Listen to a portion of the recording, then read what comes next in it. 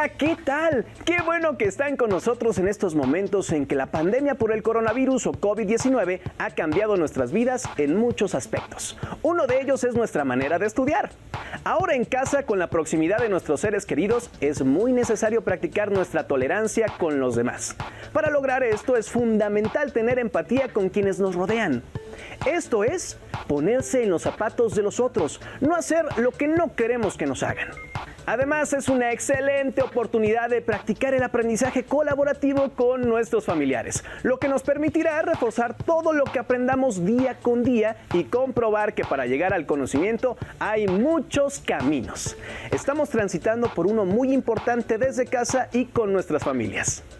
Para eso, la Secretaría de Educación Pública ha concebido Aprende en Casa, donde continuarán con sus estudios desde su hogar. En esta nueva forma de aprender es muy importante ser disciplinado y cumplir con los horarios de sus clases. Es muy importante que preparen y enriquezcan su carpeta de experiencias de cada clase, pues al regreso a la escuela servirán para su evaluación. Algo que debemos tomar en cuenta es que para estar sano es recomendable estar activo y en nuestro Aprende en Casa encontrarás algunas recomendaciones de pausas activas. Con las cápsulas de Suma Minutos fortalecerás tu salud física y mental. Por supuesto, no olviden continuar con sus hábitos de higiene y en su casa para evitar el contagio y propagación del COVID-19. Lavarse las manos frecuentemente durante 20 segundos. Estornudar o toser cubriéndose con la parte interna del brazo. Conservar siempre la sana distancia. Ahora, ya que tienen listos todos sus materiales para estudiar, ¡comenzamos!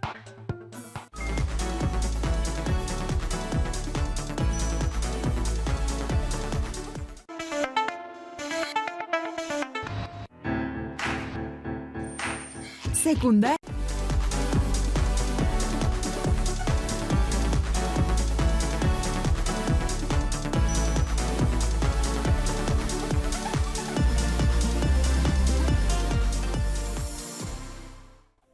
¿Qué tal, alumnas y alumnos de primer grado de secundaria? Sean bienvenidas y bienvenidos a la programación de Aprende en Casa.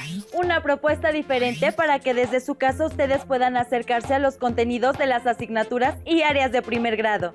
Estamos seguros que este programa les será de mucha ayuda en su crecimiento personal, con miras al regreso a sus escuelas, una vez que superemos exitosamente esta situación de emergencia. En esta ocasión vamos a abordar un tema muy importante para nuestra vida cotidiana. Nos referimos a los conflictos, así que revisaremos en qué consisten, cómo los podemos afrontar creativamente y cuál es el papel del diálogo en la solución pacífica de los mismos. Tienes razón, se trata de un tema siempre importante que además, ahora que tenemos que permanecer en casa, cobra especial relevancia. Así es, las diferencias y fricciones con nuestros familiares y amistades se pueden presentar en cualquier momento, por lo que necesitamos tener conocimiento y habilidades que nos permitan actuar de manera positiva. Para iniciar, los invitamos a ver el siguiente video, Reconocimiento y Valoración de los Conflictos. Como no viniste el fin de semana, no pudiste ver la pelea entre Miguel y Emilio. Bueno, pero cuéntame, ¿qué pasó? Pues Miguel se tropezó y le lastimó el pie a Emilio y Emilio se molestó con eso y comenzó a empujar a Miguel. ¿Y luego? Pues casi terminan en los golpes. De acuerdo con Paco Cascón, hablamos de conflicto en aquellas situaciones de disputa o divergencia, en las que hay contraposición de intereses notorios, necesidades o valores en pugna entre dos o más personas. Aunque el conflicto suele estar ligado a aspectos negativos que hay que procurar eliminar o atenuar, también puede generar pautas de evolución y desarrollo. El conflicto es inherente al comportamiento humano y su desenlace depende de la gestión. Si las estrategias son democráticas, el conflicto se desarrollará de forma pacífica. Pero si dichas estrategias son demasiado agresivas, suele transformarse en violencia. Una sociedad sin conflictos permanecería estancada. Por ello, la idea no es evitar los conflictos, sino manejarlos para darles un uso constructivo y positivo, orientado al desarrollo personal o grupal. Las autoras del libro Introducción de Conceptos, Paz, Violencia, Conflicto, Sampere y Barbeito señalan que cada persona tiene su propia y exclusiva escala de valores, edificada a partir de la relación con el entorno cultural y familiar. Las experiencias vividas, la propia capacidad de análisis, las personas que se escogen como referentes, etc. Por ello, ni personas ni instituciones pueden ser neutrales. Por consiguiente, como afirman Bascón, Saavedra y Arias, tanto los actos conflictivos como los violentos son realidades que tienen múltiples formas de manifestación, que dependen, en gran medida, de la situación particular o escenario en que suceden. Por ello, es importante consolidar la configuración de los diferentes contextos y de cómo estos pueden favorecer un tipo de pensamiento y actuación concretos en los participantes. Aunque conflicto y violencia siempre se asocian, en realidad, la violencia es solo una de las formas no positivas ni constructivas que tenemos para responder a un conflicto. Y como señala Marcela Pérez Peralta, si los conflictos se abordan negativamente, se producen sentimientos de rabia, ansiedad, enfado o resentimiento y deterioro de las relaciones interpersonales. Por esta razón, son importantes las habilidades emocionales a la hora de afrontar los conflictos interpersonales. De esta manera, se fomenta la cultura de la paz.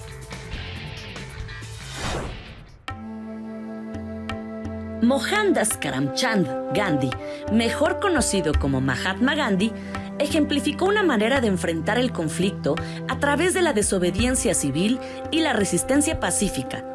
Fue tal su influencia que logró liberar a la India de la opresión en que la mantenía Gran Bretaña. Para ello, puso en marcha un método de acción denominado Satyagraha, basado en la protesta sin violencia. No obstante lo anterior, Gandhi fue encarcelado y agredido, pero jamás respondió de la misma manera. Hoy en día se recuerda la importancia que tuvo su actuar en pro de la cultura de la paz. ¿Y luego qué pasó? Pues Miguel le comentó a Emilio que tenía un problema con su visión, que no podía ver bien y que eso era la causa de sus caídas frecuentes. Oh, ya veo. ¿Y qué? ¿Pudieron encontrar algo? Pues sí, Emilio y yo decidimos buscar alguna fundación para ayudar a Miguel con su problema y encontramos a Fundación Ver Bien y afortunadamente van a atender a Miguel para ayudarlo con su problema. ¡Qué bueno! Sí, es muy buena noticia y hasta ahora se están llevando súper bien, se ve que van a ser muy grandes amigos ¿Y tú, cómo respondes ante un conflicto? ¿Qué valores son necesarios para generar una cultura de paz? Como hemos visto, el conflicto es una divergencia de formas de entender las cosas y de reaccionar ante ellas, y es inherente a la convivencia humana, es decir, es algo propio de todas las personas que siempre va a estar presente en nuestras vidas. Lo importante, como se dice en el video, es cómo lo gestionamos. En otras palabras, cómo respondemos ante él. Por lo general, tendemos a asociar el conflicto con la violencia, pero esta última es solo una de las formas posibles de responder al conflicto. Y de verdad, es el peor de los modos. Necesitamos formas alternativas de manejarlo. El siguiente video nos ofrece elementos para comprender cómo funciona el conflicto y cómo podemos responder de manera constructiva ante él. Los invitamos a ver el video Los elementos de los conflictos. Hola, ¿cómo estás? Hola, la verdad muy molesta. ¿En serio? ¿Y eso? Es que ayer discutí con mis padres. Me dijeron que me estoy volviendo adicta al celular y a la computadora. Wow, ¿de verdad? A mí también me dicen eso. Para mí, estos son unos aparatos muy útiles. Por ejemplo, después del sismo del 19 de septiembre, fueron el medio por el cual mucha gente se pudo comunicar entre sí. El conflicto es inevitable para el ser humano, pero no debe entenderse como algo negativo, sino como una oportunidad de cambio positivo. Al surgir un conflicto, se hace la distinción entre el yo y el otro, o entre el nosotros y el ellos, es decir, es el reconocimiento mutuo de los actores en el conflicto. En todo conflicto existen tantas percepciones como personas se encuentran involucradas, y cada percepción hace que cada actor entienda el conflicto desde su verdad. La diferencia entre las partes propicia las relaciones, porque incluso puede ser complementaria. Sin embargo, para que exista un conflicto, en principio, debe haber diferencia. Si la diferencia no es suficiente, entonces, ¿por qué surgen los conflictos? Analicemos los elementos del conflicto. Los elementos básicos del conflicto son 3: el problema, las personas involucradas y el proceso. El problema. Analizar el problema nos permite entender un conflicto, y para entender la magnitud de este, debemos separar lo fundamental de lo accesorio, comprender sus causas, intereses o valores involucrados, y finalmente, verificar que los datos sean correctos. Por ejemplo, en el sismo de 2017, podemos identificar 2 posturas encontradas en cuanto a formas y medios de comunicarse. Un sector de la sociedad se comunica a través de los medios tradicionales, TV, radio, periódico, y otros lo hacen mediante las redes sociales. Las personas involucradas. Se identifica a las partes involucradas, sin confundir a las personas, que son quienes representan el conflicto, con el conflicto mismo. Un sector de la sociedad argumenta que las redes sociales no reportan beneficios porque se usan solamente de manera negativa, mientras que el otro sector argumenta que el uso de las redes sociales debe aprovecharse por el potencial que tiene en diversas actividades de la vida cotidiana y en la vida académica, lo que nos permitirá conocer cómo es que los implicados se relacionan y valoran en esa situación. ¿Cómo es que las partes involucradas manifiestan sus sentimientos y emociones? ¿De qué manera estos sentimientos y emociones condicionan las percepciones que se tienen en torno al problema? ¿Cuáles son sus actitudes ante el conflicto? El proceso. Por último, se analiza la manera en que ha evolucionado el conflicto. ¿Cómo se definen las posiciones de los participantes? ¿Cómo varían estas relaciones de poder que tienen los involucrados en el conflicto? ¿Cómo es que los participantes conciben la situación y de qué manera se ha comportado cada uno para obtener lo que desea? Pero, ¿qué hacer para resolver el conflicto? 1. Definir adecuadamente el conflicto, identificando todos sus componentes. 2. Establecer cuáles son los objetivos y ordenarlos según su importancia. 3. Diseñar las posibles soluciones al conflicto y valorar cada una de ellas, teniendo en cuenta las consecuencias positivas y negativas que pueden tener para las distintas personas involucradas en la situación. 4. Elegir la solución que se considere mejor y elaborar un plan para llevarla a cabo. 5. Llevar a la práctica la solución elegida. 6. Valorar los resultados obtenidos y, si no son los deseados, volver a poner en práctica todo el procedimiento para mejorarlos. ¿Y sigues enojada? No, ya no. Ayer hablé con mis padres y aunque sí, al principio discutimos un poco, finalmente cada quien dio sus puntos de vista y argumentos acerca del uso de la computadora, el celular y en específico de las redes sociales. Dijimos sus ventajas, desventajas, riesgos, así como los compromisos que debemos de cumplir tanto ellos como yo. Ok, ¿y luego qué pasó? Pues finalmente pudimos llegar a un acuerdo. Dijimos que lo más importante es saber el uso que les damos, así como con qué propósito y en qué momento los utilizamos.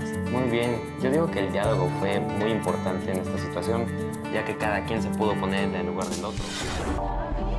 ¿Y tú, cómo resuelves tus conflictos? Interesante sin duda esta idea de que el conflicto es una oportunidad para el cambio, ¿verdad? Claro, pero el punto de partida para ello es que las partes del conflicto se reconozcan mutuamente como interlocutores válidos. En efecto, no se vale descalificar a la otra persona de antemano. Hay que escuchar sus razones y ser empáticos, buscando ponerse en su lugar, preguntándose por qué se ve de cierta manera el problema, cuáles son los argumentos que ofrece. Esa es una de las claves para solucionar el conflicto. También nos ayuda a entender cómo funciona el conflicto, dónde radica realmente el problema y cuáles son las posiciones en juego. Es verdad, porque luego ocurre que estamos discutiendo por discutir o nos desviamos hacia aspectos secundarios que no son el núcleo del conflicto. Todo ello es importante, pero la gran herramienta para resolver conflictos es el diálogo, como veremos en el siguiente video, el diálogo y la solución de conflictos. ¡Disfrútenlo!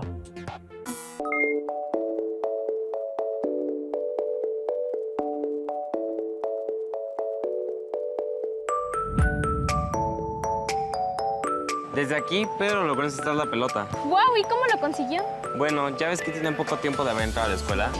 Pues él vino aquí para querer integrarse al equipo de básquetbol y pues aunque no lo aceptaron, se quedó al partido a echar porras y al finalizar el partido, la pelota fue rodando hasta donde llegó Pedro.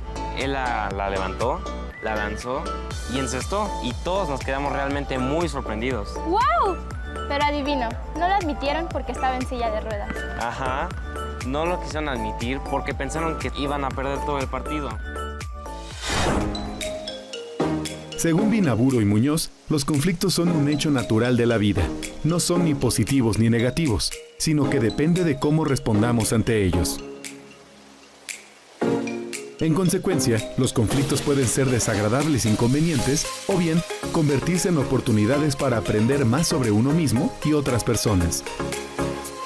De esta manera, se pueden afrontar como un elemento provechoso que permita la evolución y transformación de las ideas entre las partes involucradas. Para ello, es necesario saber utilizar correctamente ciertas habilidades, instrumentos y procedimientos. Uno de los más importantes es el diálogo. El diálogo es la herramienta más concreta a la mano y efectiva que tenemos los seres humanos para resolver las naturales divergencias que surgen en la convivencia. En la concepción socrático-platónica, el diálogo es una opción al pensamiento no autoritario. La democracia va aparejada a la capacidad de dialogar y de lograr consensos para garantizar el desarrollo humano. El lenguaje que se usa en cada diálogo obedece siempre al contexto en que éste sucede. Para Sócrates, el único diálogo es el genuinamente cooperativo. Tal tipo de diálogo es siempre uno con el interlocutor y no contra él.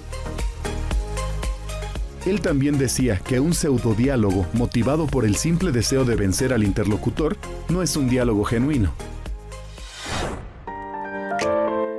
El diálogo también es el mejor instrumento para prevenir conflictos, ya que en la medida en que se mantiene una comunicación constante con los otros, a través de espacios inclusivos y democráticos, la convivencia mejora y las agresiones disminuyen.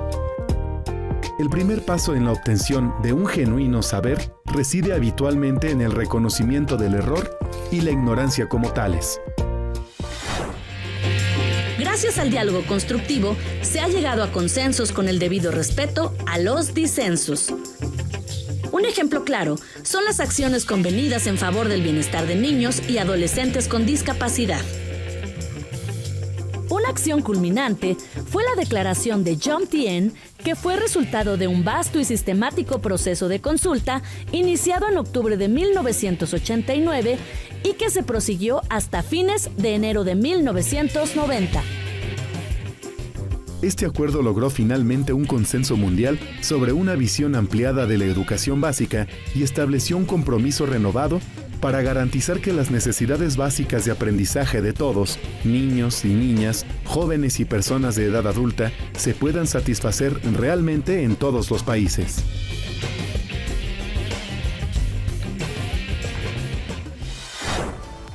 Y después de todo, el entrenador invitó a todos los compañeros a dialogar sobre el caso de Pedro. Los compañeros que aún no conocían y trataban a Pedro admitieron que estaban en un error al pensar que, debido a su discapacidad, estaba limitado en sus posibilidades. Después, el entrenador invitó a Pedro a que formara parte del equipo desde los entrenamientos para tener un mejor resultado. ¡Órale! Así que sirvió el diálogo como herramienta para resolver su conflicto. Sí, por eso actualmente todos se llevan muy bien con Pedro.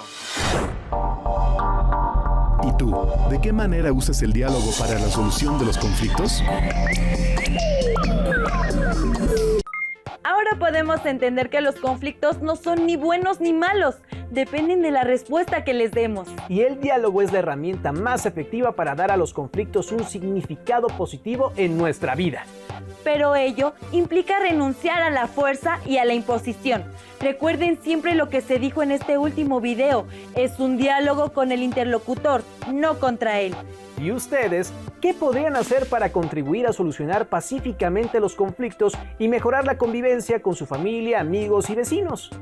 Es evidente que no podemos cambiar de un día para otro la forma como respondemos a los conflictos, pero puedes empezar a poner en práctica lo que hemos revisado.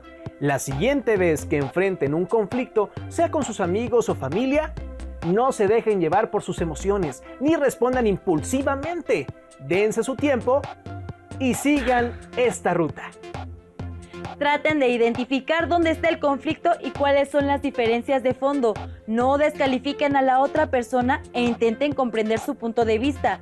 Valoren sus razones. Apelen al diálogo, poniendo por delante argumentos. De preferencia, escriban estas reflexiones y vuelvan con la persona para establecer un diálogo. Poniendo en juego el respeto, el diálogo y la razón, verán que sí se puede. ¡Hasta pronto!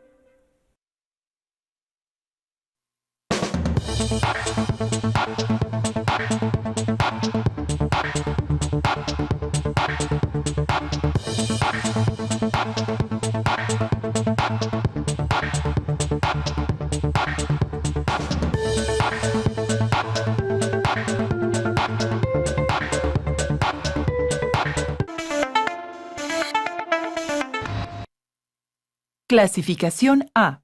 Apto para todo público.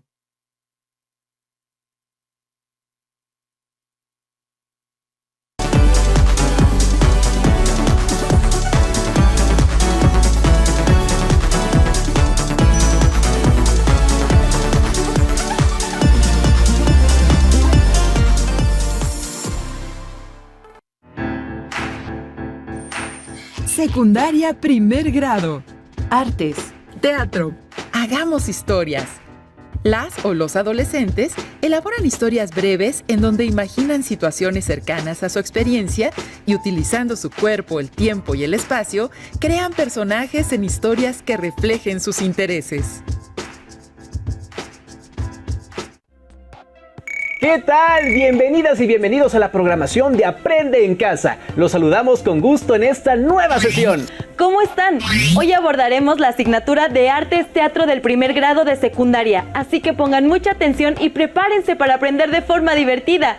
Les recordamos que México está pasando por una cuestión de contingencia, por lo que debemos mantenernos tranquilos en casa. Tomen en cuenta que es una situación pasajera que podemos aprovechar utilizando las nuevas tecnologías a nuestro alcance. Por eso los invitamos a seguir nuestros contenidos desde sus hogares y así estar listos para volver a la escuela cuando se reanude el ciclo escolar. Para entrar en materia, les proponemos revisar un tema que nos interesa a todas y a todos, como construir personajes en historias que reflejen nuestros gustos e intereses.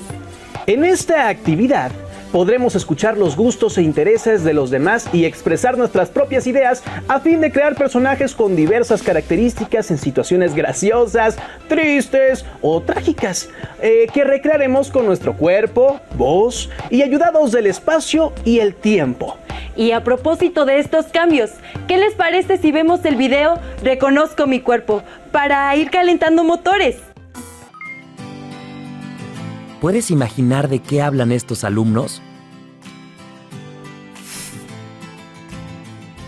¿Notas alguna diferencia? ¿Podrías decir de qué hablan? ¿Escuchas algo? ¿De qué crees que están hablando? ¿De qué manera utilizas tu cuerpo para comunicarte en la vida cotidiana? ¿Cuál es la relación que existe entre el cuerpo y la voz en el arte teatral?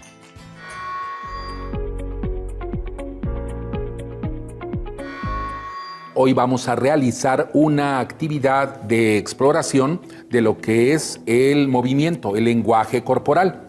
Entonces, por equipos, vamos a interpretar unas máquinas. Cada uno de ustedes va a ser una pieza o una máquina.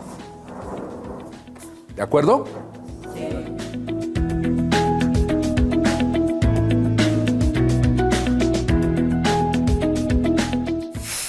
A nuestro equipo nos tocó representar una televisión. Primero tuvimos que escribir cómo funciona y luego representarla con movimientos del cuerpo. A nosotros nos tocó representar una lavadora. Para hacerlo, cada uno decidió los movimientos y ahora estamos ensayando. Los alumnos han seleccionado algunos movimientos para hacerlos con su cuerpo. Bueno, ahora sí llegó el momento de pasar al escenario. Los del primer equipo, adelante muchachos. Los demás vamos a observar. Ahora sí, a ver, muy bien, ¿ya están listos? ¿Se están fijando? Bien, entonces, ya que están viendo el funcionamiento de esa máquina, a ver, vamos a participar. ¿Qué es? ¿Sí? ¿Qué es? Un horno. Un horno. Una cámara. ¿Qué cree que es? Un videojuego. Dani. Una televisión. Un programa dentro de la televisión. Bueno, ahora sí, están viendo aquí. Equipo. Compañeros, ¿ya se fijaron? ¿Ya Alex ya sabe qué es? Licuadora. Una licuadora. Lavadora. Lavadora. Toma 2. Me di cuenta que es una máquina donde se ponen cosas y la pieza central gira. El actor debe saber manejar su cuerpo con destreza y orientarse rápidamente. Cuanto más rápido es el ritmo, los movimientos deben ser ejecutados con más precisión. El movimiento en el escenario puede convertirse en un juego dinámico en el espacio. El cuerpo humano tiene la capacidad de imitar una gran cantidad de movimientos. Y estos movimientos nos permiten comunicarnos.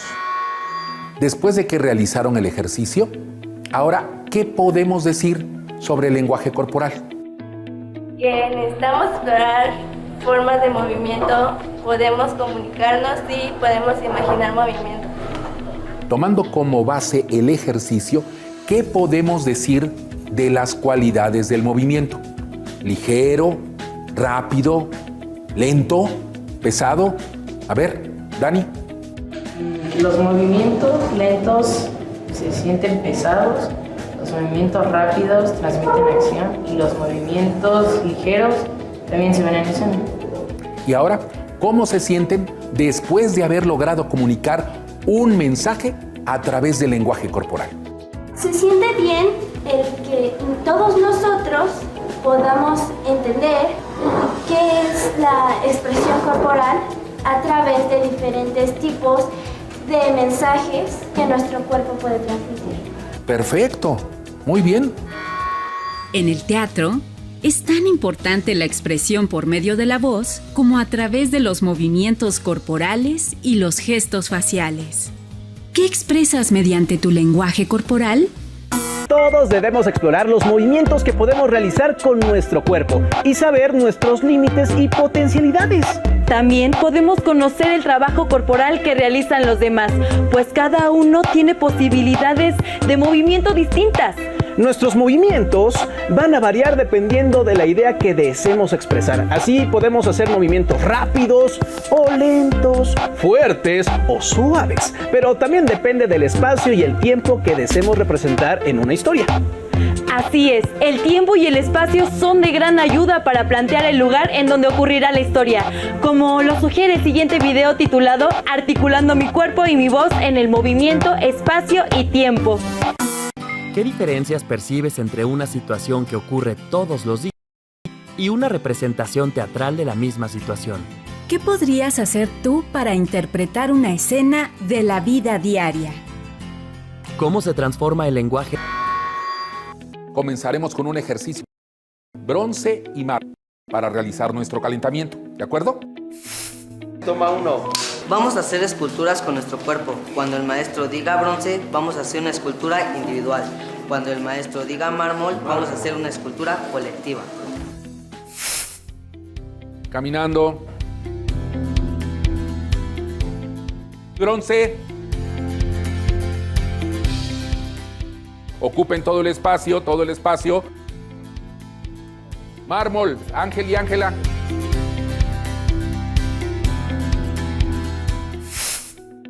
¿Cómo utilizaron su cuerpo? ¿Cuál sería la expresión de sus cuerpos y sus movimientos? Yo me giré y me tiré al piso porque me imaginaba que era una serpiente. Cuando hicimos lo de la escultura grupal, miré a mi compañero que parecía como si lanzara una flecha. Así que me coloqué como si me apuntara. y luego los demás se fueron integrando. Ahora realizaremos un ejercicio llamado pinturas vivientes. A cada equipo se le va a asignar una pintura reconocida que les servirá como base para la actividad. Podrán usar diversos materiales para apoyar sus representaciones. Ustedes podrán adecuarlas a la época actual o al momento histórico que el grupo decida. Primero, observamos la pintura, luego inventamos una historia y nos repartimos los personajes y la ensayamos para ver cómo nos íbamos a mover. Nosotros observamos la posición en que están los personajes de la pintura para poder expresarlo con nuestro lenguaje corporal y nuestros gestos faciales.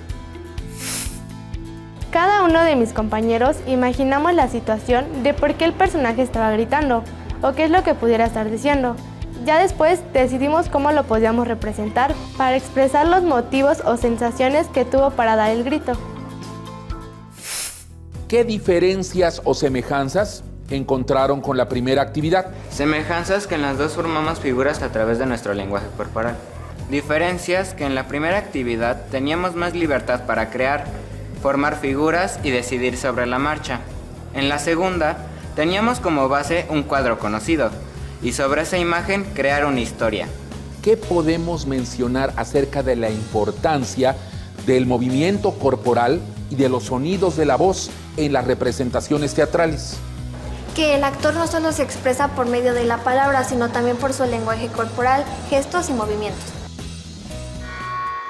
El arte teatral requiere de diversos elementos para lograr la convención de la ficción dramática en la escena. Por ejemplo, del talento y profesionalismo de los actores y actrices, del espacio escénico, de la historia que se quiere contar y de todo un gran equipo de producción. El espacio escénico es el lugar donde se realiza la representación teatral.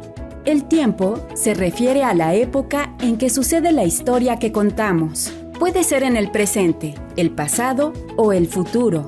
Los movimientos son acciones que realiza el actor, al control de sus movimientos y a los desplazamientos que realiza como personaje durante la representación. El talento de los actores se desarrolla a partir de un arduo proceso de entrenamiento actoral.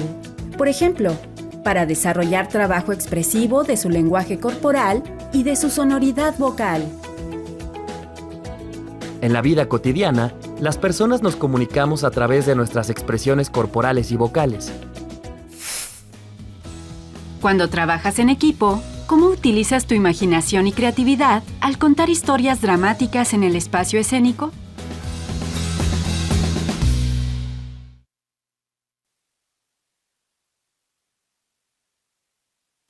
Estos ejercicios de exploración y reconocimiento de los movimientos del cuerpo, junto con las posibilidades que nos brinda el manejo del tiempo y el espacio, son elementos que nos ayudarán al momento de crear una historia. Ustedes los van a definir. Así es, pueden inventar distintos personajes explorando las voces, pueden hacer con tonos y ritmos diferentes, también pueden asignarles una forma única de moverse. Para crear cada personaje, piensen en sus gustos e intereses para darles características con base en ellas. Para conocer más acerca de cómo crear personajes, vamos a ver el siguiente video, buscando al personaje en el cuerpo, espacio y tiempo. Un actor es la persona que representa un personaje en el teatro, la televisión o el cine. Un personaje es un ser ficticio, persona, animal, cosa o idea, inventado por un autor, que interviene en la acción de una obra literaria, teatral o de una película. ¿Cómo te prepararías para interpretar un personaje? El día de hoy vamos a realizar una actividad de calentamiento llamado espejos. Les voy a pedir que conformen parejas y se paren frente a frente. Uno de ustedes será la persona y el otro el reflejo en el espejo. La persona se moverá al ritmo de la música y el reflejo seguirá cada uno de los movimientos.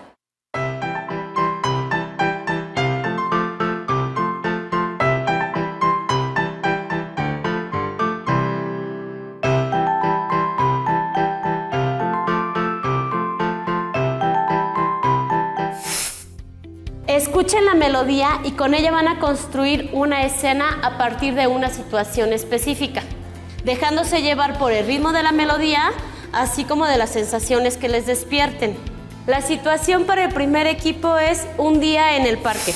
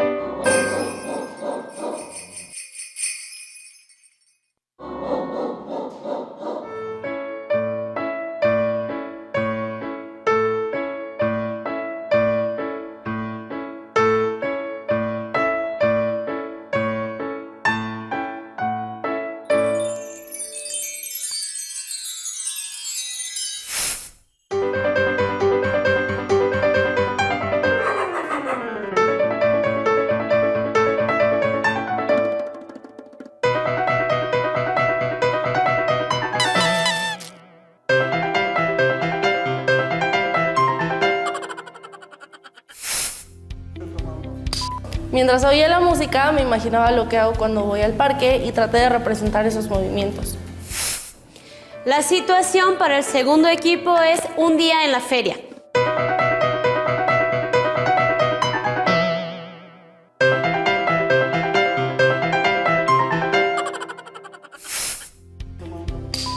Yo empecé a actuar conforme lo que hay en la feria, pero cuando me di cuenta de lo que hacían mis compañeros y escuchando la música, se me fueron ocurriendo otras cosas. Piensen un momento en el ejercicio que acaban de representar. ¿Cómo ocuparon el espacio escénico? ¿Se logró hacer una convención de un parque o una feria? El espacio escénico, que es donde trabaja el actor, se puede transformar en cualquier lugar que imaginemos. ¿Cómo lograron comunicarle al público el trabajo que prepararon y mostraron en el espacio escénico? Primero nos pusimos de acuerdo con la situación de la historia que nos tocó contar. Al principio no parecía fácil, pero había muchas ideas. Luego las ensayamos y cuando las presentamos nos equivocamos un poco. Pero como sabíamos de qué trataba la historia, improvisamos un poco y al final todo salió bien. ¿Qué papel ocupó el tiempo en los ejercicios que representaron? Los tiempos en la música hicieron que modificáramos la velocidad de nuestros desplazamientos. Cuando variamos los ritmos fue muy divertido. La verdad yo me sentí contento porque mi equipo quedó satisfecho con la presentación. Muy bien. Después del trabajo teatral realizado, ¿quiénes narran las historias en el teatro? ¿Los actores o los personajes? Con estos videos pueden comenzar a explorar y construir sus propios personajes en historias que respondan a sus gustos con relación a colores, comida, música, ropa, lugares, animales, etc. Así como sus propios intereses, la naturaleza, los viajes, las redes sociales, el arte en las calles, entre muchos otros. Por ejemplo, si a mí me gustan los animales y las redes sociales, puedo crear una historia relativa a una nutria que diario veía fotos en internet, hasta que decide hacer sus propias fotos para compartirlas y se vuelve famosa. No olviden experimentar con diversos movimientos y voces para que así se mueva y hable su personaje. Anoten en sus cuadernos qué gustos tienen y qué cosas les interesan e imaginen las posibilidades para relacionarlos. Escriban historias muy cortas que señalen los personajes, quiénes y cómo son, el planteamiento o inicio de la historia, dónde comienza la historia y cuál es la situación inicial, el desarrollo, qué hacen los personajes y cómo enfrentan algún problema, y el desenlace, de qué manera lo resuelven. Los invito a que inventen sus personajes e historias y jueguen a improvisarlos. Pueden compartir sus historias con sus familiares en casa para mostrarles lo que aprendieron y juntos pasar momentos divertidos. Recuerden que entre todos podemos superar esta contingencia. ¡Hasta pronto!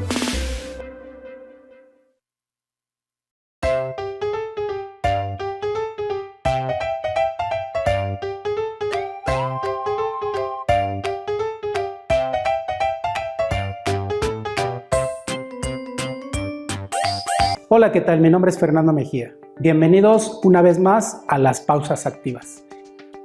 En esta ocasión vamos a tocar un tema relacionado con el tema de bailes y danzas de México. Vamos a iniciar con una situación del ritmo. Esto lo vamos a ligar un poquito con la situación de la transversalidad con las materias. Vamos a trabajar un poquito con español. Tomaremos la palabra que nos representa en nuestro país, que se llama México. Si nos ponemos a dividir esa palabra, se divide en 3 sílabas. La primera sílaba va acentuada, entonces vamos a decir al niño que repita la palabra México, siempre dándole énfasis al acento. México, México. Y le vamos a ir dando una entonación y un ritmo a la palabra. México, México, México. Ya que tiene dominada la palabra, ahora lo vamos a hacer con percusiones corporales. ¿A qué se refieren las percusiones corporales? Todos los sonidos que nuestro cuerpo puede realizar. En esta ocasión lo vamos a repetir con palmadas. El niño ya tiene memorizado la palabra México en su mente, entonces ahora lo va a hacer mentalmente y con las palmas.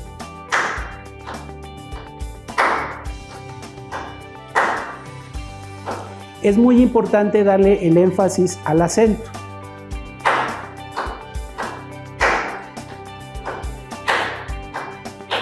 Ya que logró el dominio de la palabra México con la parte de la boca y con las palmas, lo podemos ahora hacer con los pies en nuestro pupitre.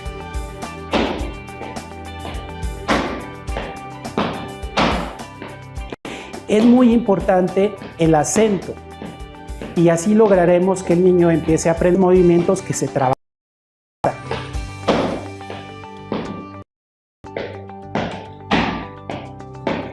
Le podemos aumentar el... Obviamente hay que evitar que se escuche como aguacero. Vamos a procurar que todos los alumnos vayan al mismo tiempo y al ritmo que usted vaya indicando. Muchas gracias.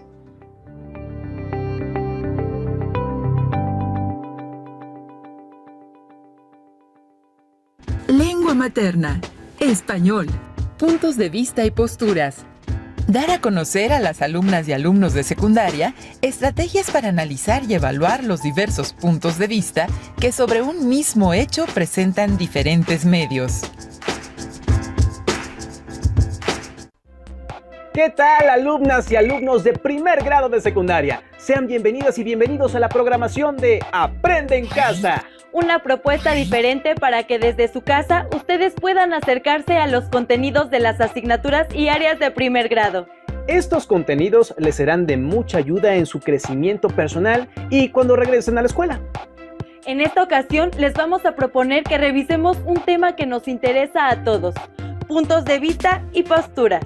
Estamos en una situación que nos obliga a informarnos de manera permanente y muchas veces debemos de tomar decisiones con respecto a la información que tomaremos en cuenta, porque no siempre coincide entre sí a pesar de hablar del mismo tema. Recuerden que cada medio tiene ventajas y desventajas y que una persona crítica es quien toma la decisión de qué medio consultar. Los invito a ver el video Tipos de fuentes de información noticiosa. Bienvenidos nuevamente a su programa Cocina de Autor. En su sección ¿Qué dijo? Nuestro tema de hoy es tipos de fuentes de información noticiosa.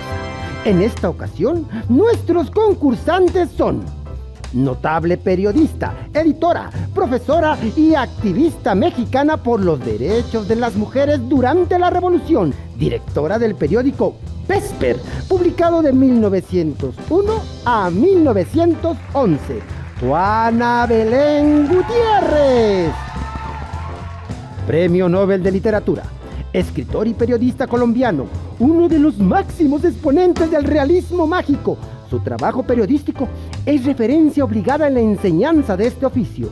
Gabriel García Márquez. ¡Comencemos! ¿Qué debemos hacer para elegir una fuente de información noticiosa al investigar sobre un tema? Aplicar criterios de selección para hallar fuentes confiables. B. Tomar la primera información que se presente. C. Elegir los datos que llamen nuestra atención. Aplicar criterios de selección para hallar fuentes confiables. ¡Bien contestado! El primer punto del juego lo gana usted. Siguiente pregunta. La información sobre un mismo tema varía de acuerdo con A. Su disponibilidad. B. Su extensión. C. Su procedencia. Su procedencia. Esa respuesta es correcta. Cuando buscamos información, ¿a qué se debe que un mismo evento se presente en diversas formas? Se debe a que un mismo hecho puede tener distintas lecturas, de acuerdo con el punto de vista con que se aborde. ¡Así es! Veamos a continuación fragmentos de notas de diversas fuentes sobre una misma noticia, referente a la caza de elefantes. Ustedes tendrán que determinar el tipo de fuente en cada caso. En un hecho que ha desatado repudio mundial, la administración del presidente Trump ha autorizado la importación de marfil y trofeos de caza provenientes de elefantes cazados en África. Sabemos que los elefantes están en peligro de extinción porque cada vez hay menos. Dicen que matan unos 100 al día.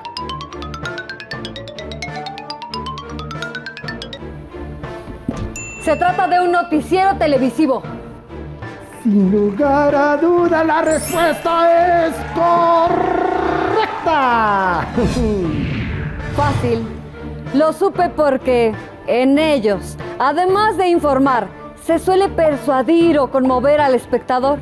Además, los datos se presentan de manera resumida y general y no se citan las fuentes para lograr mayor velocidad en la transmisión de la información.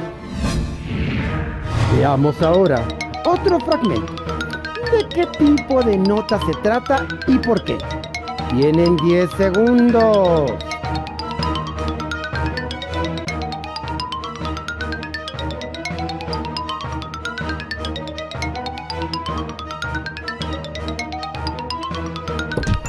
Es una nota de un sitio no especializado con información miscelánea.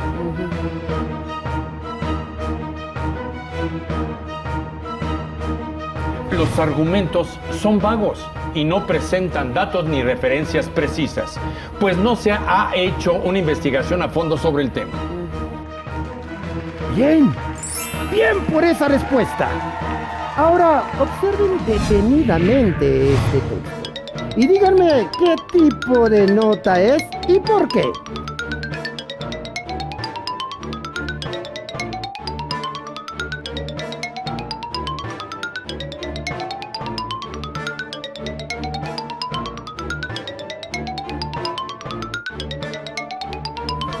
Se trata de una nota periodística especializada.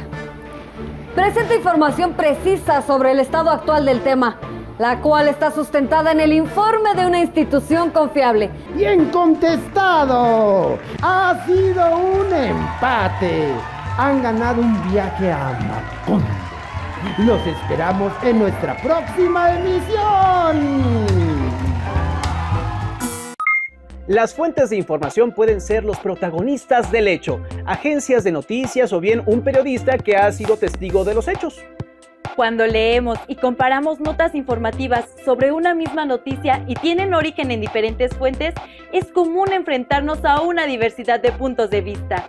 Esto nos obliga a leer, comparar y evaluar su contenido antes de seleccionar aquellas que nos ayudan a formar y argumentar nuestra propia postura.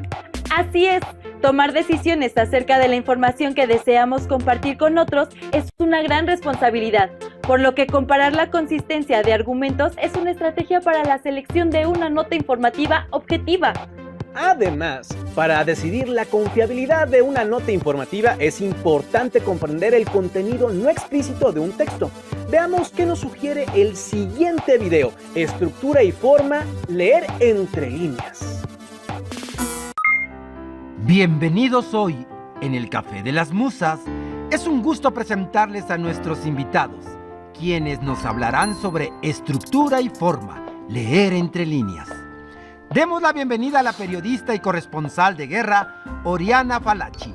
y a uno de los creadores del llamado nuevo periodismo estadounidense, el escritor Tom Wolfe. Gracias por acompañarnos. Para empezar, quiero partir de la siguiente pregunta. ¿Por qué es importante poner en práctica diversas estrategias de lectura? Gracias. Primero que todo, hay que considerar que los lectores no leemos siempre de la misma manera. ¿Tú qué opinas, Tom? Estoy totalmente de acuerdo, estimada colega. Los lectores nos adaptamos a cada tipo de texto y tenemos distintos objetivos de lectura.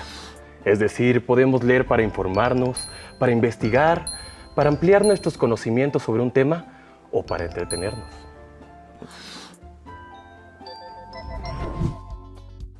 Es importante considerar que al leer podemos poner en práctica los siguientes niveles de lectura.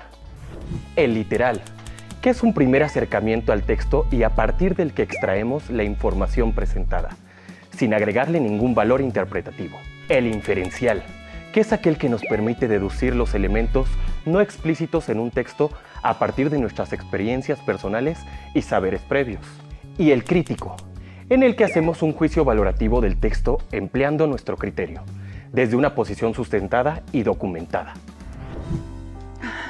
En nuestra profesión, buscamos estrategias para entender lo que el autor quiere decir.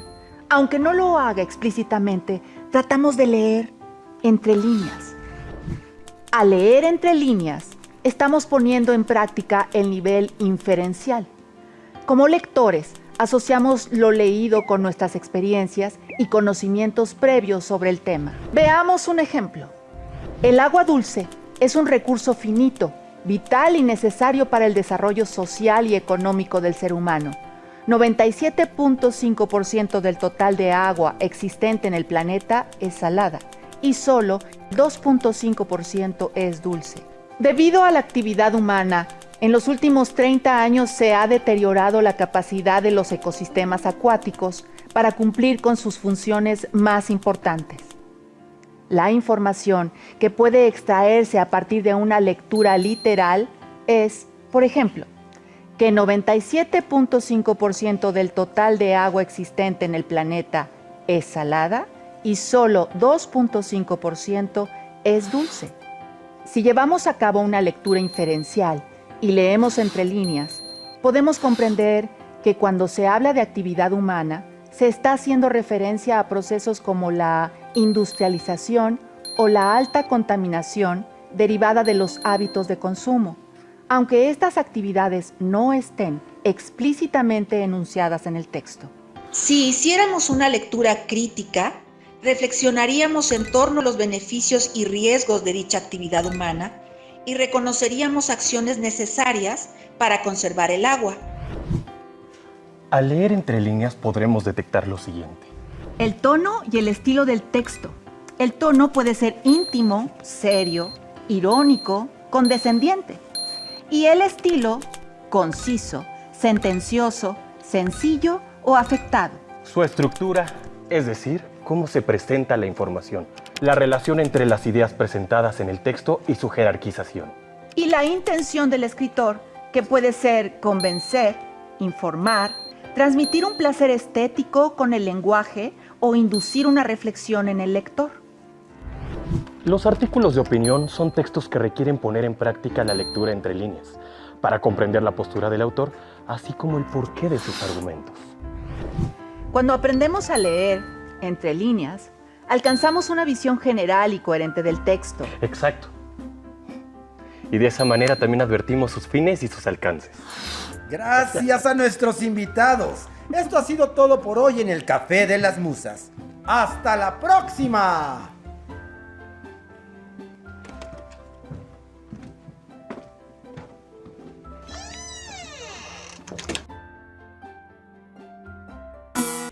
¿Qué les pareció la información? Es recomendable leer con atención cada nota seleccionada y subrayar o anotar aquellos datos que se consideren relevantes, ya que es importante recordar que usamos un lenguaje distinto dependiendo de la situación comunicativa en la que nos encontremos.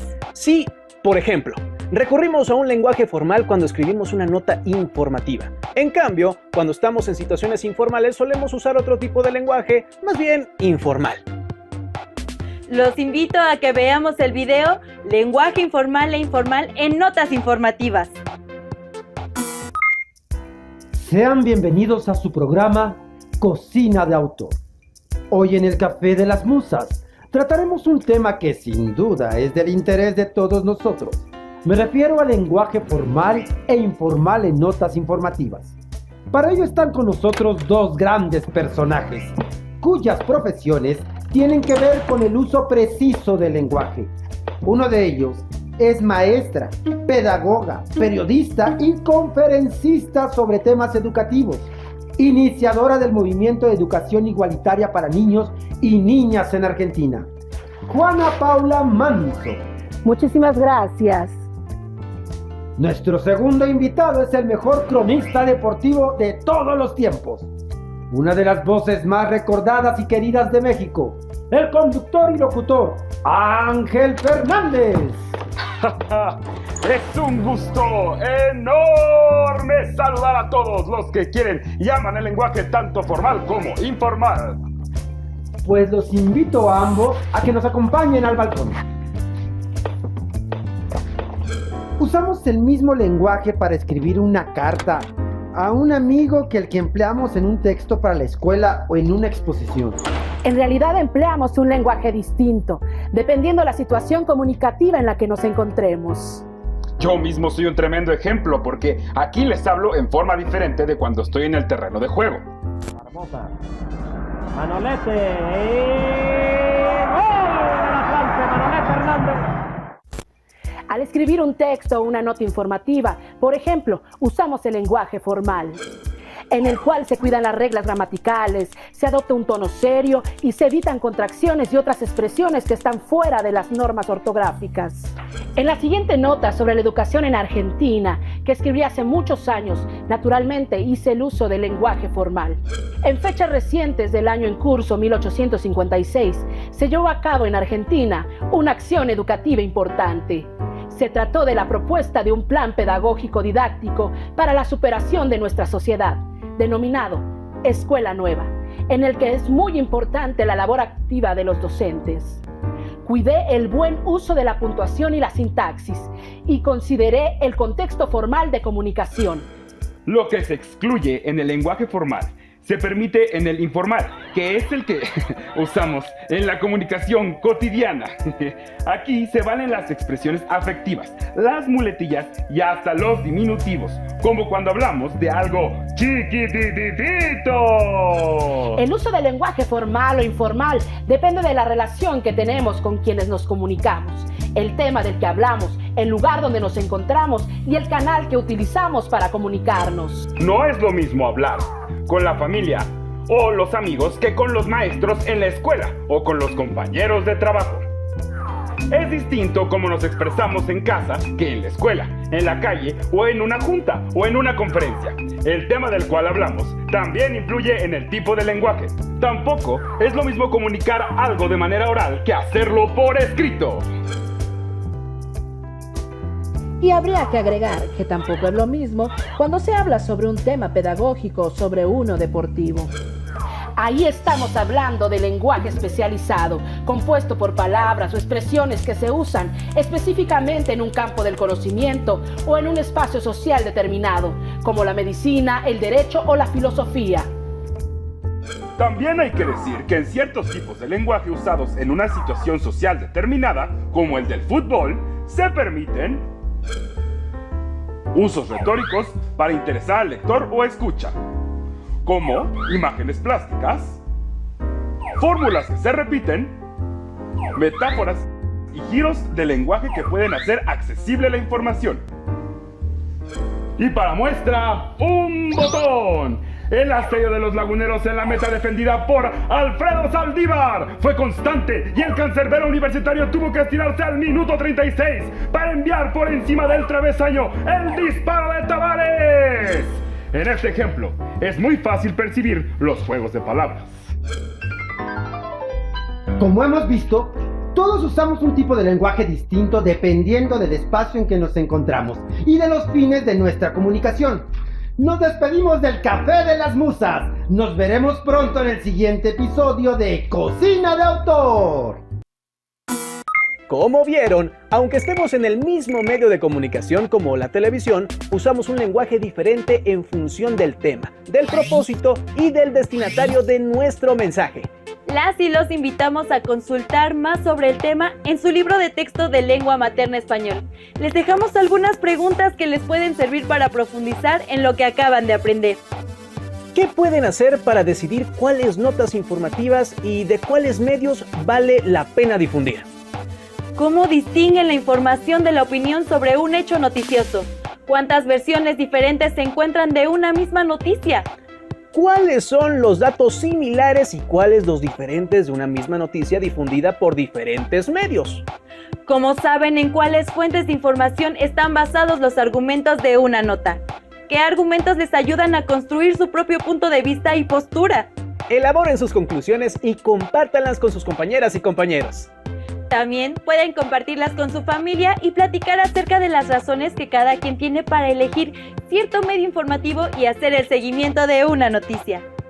¡Hasta pronto!